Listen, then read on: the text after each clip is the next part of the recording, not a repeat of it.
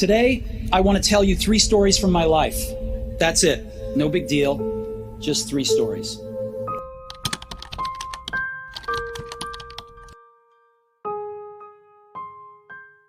Friends, among the greatest people of this century, the speech of the founder of Apple Company, Steve Jobs, in 2005 at Stanford University, is considered one of the most powerful motivational and life-changing speeches in the world, which is recommended by the world's biggest celebrities, mentors and motivational speakers, that you should listen to this speech once in your life.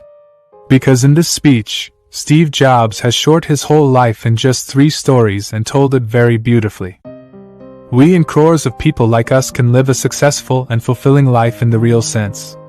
So in this video, we are going to share the 50 years of Steve Jobs' life and his knowledge with you guys in his speech and his words. So Steve Jobs says that my first story is connecting the dots, which starts from my birth. On February 25, 1954, John Carroll Schiebel and Abdul Fattah Jandali became the parents of this baby boy.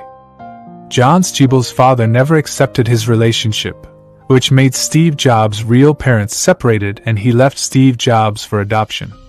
John was a college graduate herself, and wanted her son's adopters to be well-educated graduates as well. And so before Steve Jobs was born, it was decided that he would be adopted by a lawyer and his wife. But as Steve Jobs was born and he came into this world, the family refused to adopt Steve because they were both hoping to adopt a daughter. There was another couple who was put in the waiting list. Then this California couple got a call, and they were asked that a boy is born.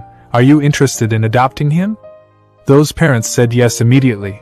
But Steve Jobs' real mother was hesitating to sign the adoption paper because the lady who adopted Steve Jobs, Clara Jobs, had never gone to college, and her husband Paul Jobs had not even passed high school.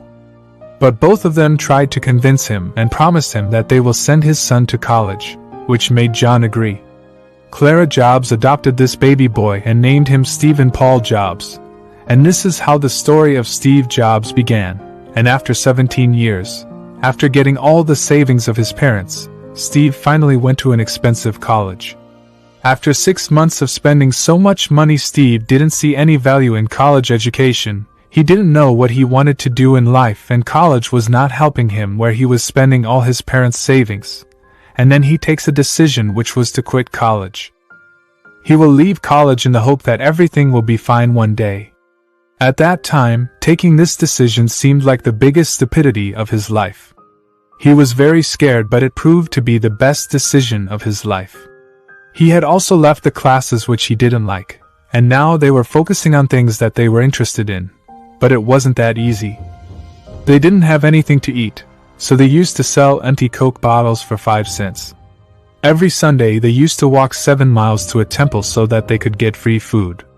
Following their intuition, they were introduced to calligraphy in their college, where the best calligraphy was taught in the country.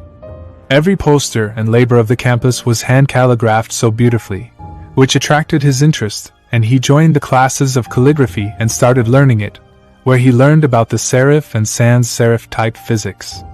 He understood the space combination between letters, mastered the entire art of typography. While doing all this, he had no idea how it would practically work in his life. But after 10 years, when he was making his first Macintosh computer, then all this started to come in full circle. Mac was the world's first computer in which the most beautiful typography was used. Now, if their parents had not accepted them, if they had never left college, had not taken classes in calligraphy, then Mac would not have such good typography and fonts. In fact, not only in Mac, because Windows has also copied Mac, so this would not have happened in any computer in the world. But it was impossible to see the future even at that time. Steve didn't know that the decisions he is taking can be good or bad for him, but today we can see all the dots connecting. So Steve says that you have to trust that whatever you are doing will serve your future, it will connect with your future, and all the dots will connect with each other. Now, even if you call it life, your destiny, fate, karma, anything, because when you start believing that whatever is happening with you will definitely connect with your future, this mindset gives you confidence to follow your heart. You realize that whatever is happening in your life, there is a deeper meaning behind it, which you will understand when all these dots will start connecting with each other. And my most terrible story begins with love and lost. Steve Jobs started Apple with his friend Steve Wozniak in his garage. At that time, both were in their early 20s. With two people, business started in a garage. In the next 10 years, with 4,000 employees, the company became of $2 billion. Steve was just 30 years old. He had released his best product, Macintosh. But he was removed from the company, which Steve had worked hard for the whole day. Steve took away all his youth and his adult work from him. He didn't understand what to do next. He had become a public figure. At that time, it seemed like the worst and worst phase of his life. But getting out of Apple proved to be the best and most important moment of his life. Steve says the heaviness of being successful was replaced by the lightness of being a beginner again. And the next 5 years became one of the most creative periods of his life. At this time, he started his new company named Next. And he also started another company named Pixar, which made the world's first animated feature film, Toy Story. And today Pixar is the world's most successful animation studio. Meanwhile, Steve met his wife. Seeing the technology that Steve had created at Next, Apple acquired Next, which went on to play a very important role in Apple products. After this acquisition, Steve was called back to Apple. His relationship with his wife Lauren was very good. He had 4 children. If Steve had not been removed from Apple, he would not have been able to live the happiest moments of his life. Steve says, whenever something bad happens in life, we should never lose our faith. You always have to find the one you love. Whether it is a human or your work, your life's good part will take you to your work. There is only one way to be satisfied with your work. Do the work you consider great work. And there is only one way to do great work. Do the work you love. If you haven't found the work you love yet, keep searching. Don't settle in anyone else. And with this, my third and last story starts, my death story. Actually, at the age of 17, Steve had read a quote. If you live each day as if it was your last, someday you'll most certainly be right. That means if you live every day as if it is your last day, then one day you will prove to be right. Steve used to wake up every morning and ask himself the same question. If today was my last day, would I have done all these things that I am going to do today? If he didn't get the answer for a few days, then he would have understood that he needs to change something in his life.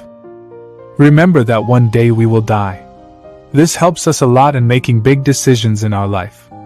Because all the expectations in front of death, fear of failure, insecurities, ego, pride, everything disappears. Then you can clearly see what is important for you. Before giving this speech, Steve found out that he has cancer. At 7:30 in the morning, a scan of his body was done, in which a clear tumor was seen in his pancreas. Doctors told him that this cancer cannot be cured. He has only 3 to 6 months to live. Doctors advised him to go home and spend time with his family and say goodbye and be ready for the final moment. But that same evening he got his biopsy done, where doctors passed an endoscope through his mouth, which reached his intestine. While being in his stomach, doctors put a needle in his pancreas and removed some tumor cells. He was unconscious, but his wife, who was with him, told Steve that, when his tumor cells were examined, he found out that it is a rare type of pancreatic cancer, which can be cured with the help of surgery. They got their surgery done and the cancer was cured. This was the incident when they came so close to death. Then they found out that no one wants to die. Death is the same destination for all of us. And no matter what anyone does, no one can be ready for it. Your time is limited in this world. One day it will be over. So don't waste this time on someone else's life. Stop worrying about what people think. And because of the noise of others, don't let your inner voice be suppressed. And most importantly, have the courage to follow your heart.